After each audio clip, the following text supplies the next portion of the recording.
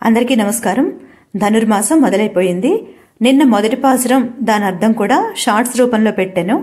అయితే పాసురం అర్థం ఒకే వీడియోలో పెట్టాలి, అలా అయితే ఎవరికైనా కూడా కొంచెం ఉపయోగంగా ఉంటుంది కదా అనుకొని కొంచెం ఒక 3 నిమిషాల వీడియో వచ్చేలాగా చేస్తున్నాను. ఈ పాసురాలు ధనుర్మాసంలోనే కాకుండా రోజు చదువుకున్నా కూడా చాలా మంచిది అవకాశం ఉన్నప్పుడు. అంతేకాదు వీటి అర్థాన్ని తెలుసుకుంటే కూడా మన మనసుకు ఎంతో ఆహ్లాదంగా ఉంటుంది కదా. పాసురంలోకి వెళ్తున్నాను. வையத்துவார் வீறுகாள் நாமும் நம்பாவைக்கு செய்யும் கிரிசைகள் கேளீரோ பார்க்கடலுள் பையித்து இன்ற பரமனடி பாடி நெய்யுண்ணோம் பாலுண்ணோம் நாட்காலே நீராடி மயட்டிசுதோம் மலரிட்டு நாம் முடியோம் செய்யாதன செய்யோம் தீக்குறளை சென்றோதோம் ஐயமும் பிச்சையும் ఆందనయం కై కాటి ఉయ్యుమారెండి ఉగందు ఏలోరెంబావాయ్. దీని అర్థాన్ని నాకు తెలిసిన విధంగా చెప్పే ప్రయత్నం చేస్తాను. ధనుర్మాస వ్రతాన్ని ప్రారంభించదలిచిన గోదమ్మ తన స్నేహితులందరినీ కూడా పిలుస్తోంది అని నిన్న మొదటి పాసురంలో చెప్పుకున్నాం కదా.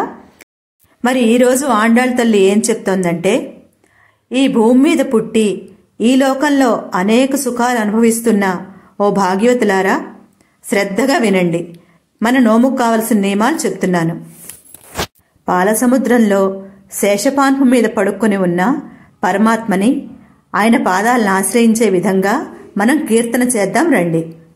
అంతేకాదు నెయ్యి, పాలు వంటి పదార్థాలని, అంటే ఒక భోగ్య వస్తువులుగా పరిగణించే పదార్థాలని ఏమీ ముట్టుకోకూడదు. తెల్లవారకు ముందే స్నానమాచరించి రావాలి. కళ్ళకి కాటుకు పెట్టుకోకూడదు, తలలో పువ్వులు ముడుచుకోకూడదు.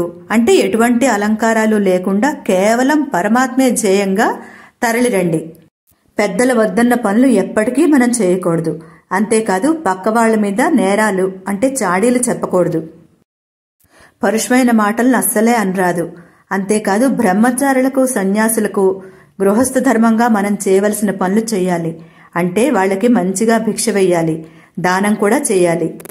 ఇటువంటి విధి విధానాలను ఆచరించి మనం పరమాత్మను చేరే మార్గంలోకి వెళ్దాం రండి అని ఆండాళ్ తల్లి ఈ పాసురంలో అసలు వ్రతంలో చేయవలసిన పనులేమిటో, చెయ్యకూడని పనులేమిటో తన తోటి చెల్లెలందరికీ చెప్తోందనమాట.